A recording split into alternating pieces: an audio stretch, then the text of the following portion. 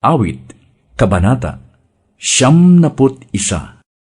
Siyang naghahangad ng pagkupkop ng kataas-taasan at nananatili sa pagkalinga ng makapangyarihan, ay makakapagsabi kay Yahweh, "Muugkat kanlungan, ikaw ang aking Diyos, ang Diyos na tangi kong pinagtiwalaan. Sa panganib at bitag, ika'y kanyang ililigtas, at kahit anumang matinding salot, ay di ka magdaranas. Lulukuban ka niya sa lilim ng kanyang malapad na pakpak, at sa kalinga niya ay palagi kang nakakatiyak. Iingatan niya't ipagsasanggalang pagkat siya'y matapat. Pagsapit ng gabi, di ka matatakot sa anumang bagay, maging sa gagawing biglaang paglusob ng mga kaaway, ni sa anupamang darating na salot pagkagat ng dilim. Sa pagpuksay, wala kang takot, sa araw man dumating.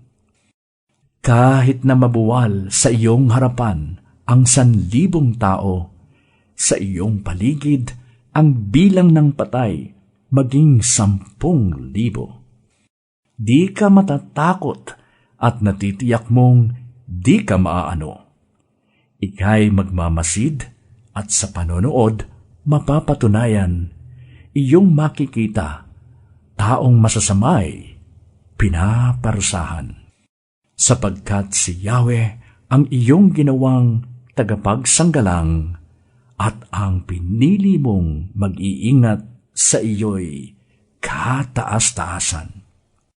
Di mo aabuting ika'y mapahamak, di mararanasan kahit anong uring mga paghihirap sa iyong tahanan. Sa kanyang mga anghel, ika'y itatagubilin, saan mang dako maparoon, tiyak kang iingatan.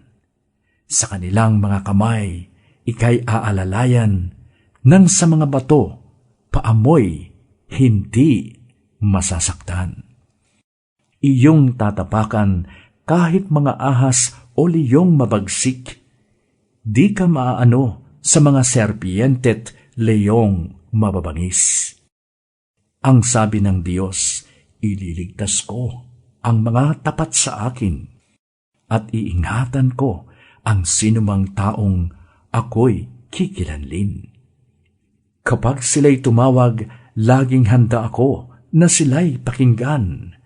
Aking sasamahan at kung may problema ay sasaklolohan.